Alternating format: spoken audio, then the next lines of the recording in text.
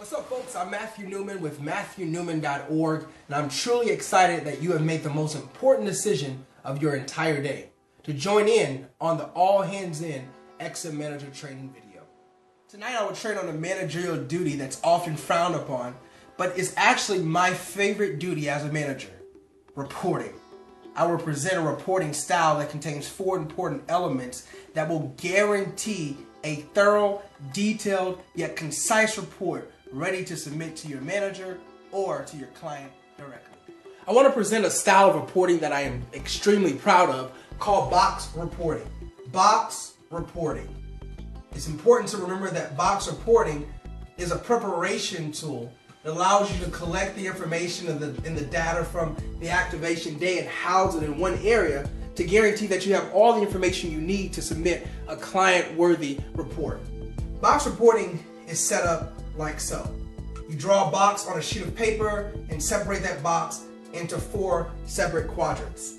The 4 important elements that every report should contain, I will list in the order of their importance. Number 1 is conversion. Number 1 is conversion, and we'll talk about each of these separately. Number 2 is branding. Number 2 is branding, and most importantly, brand positioning. Brand positioning. Number 3 is simply what worked. So as you go through your activation day, I want you to ask yourself what worked. Number 4 is proposed amendments. Proposed amendments. When a company sets up an event, they want to know these 4 elements. 4 crucial elements. The first is conversion. They simply want to know, out of the number of consumers that you came in contact with, how many were you able to convert into buying consumers? Buying consumers. Contact buying consumers. How many people or how many consumers that you engaged at an event were you able to convert into buying consumers? Some events ask you to collect data or information on those consumers, whether it be a name, phone number, email address, or mailing address. How many of those consumers, out of the number you came in contact with, were you able to collect data on or convert into buying consumers? Number 2 is branding positioning. Brand positioning. I can give this example of brand positioning. Samsung Telecom of America owns the category of noteworthy cell phones. They pride themselves on the Samsung Galaxy Note 4 and ask the question in their tagline, do you note? Do you note? So what that says is that they're targeting a business professional or a student, 2 types of people who are constantly taking notes. Brand positioning. So the question here is, what at the event you were a part of, was your targeted demographic a part of that event? Was the brand positioning successful? Number 3 is what worked.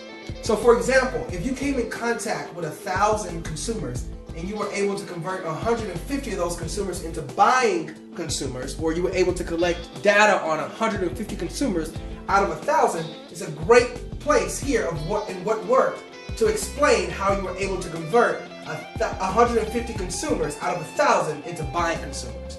What worked? Number 4, proposed amendments.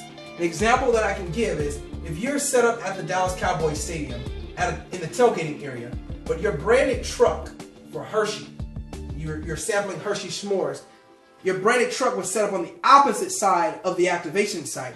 Is this an effective area for your branded truck? The answer is probably no.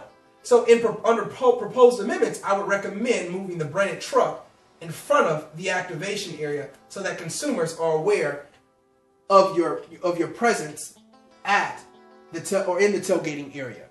Guys, box reporting is an effective tool to help streamline your reporting process, and I hope that you implement it in your management duties so that you can begin to submit a client-worthy report.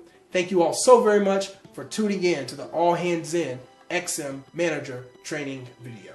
Thank you.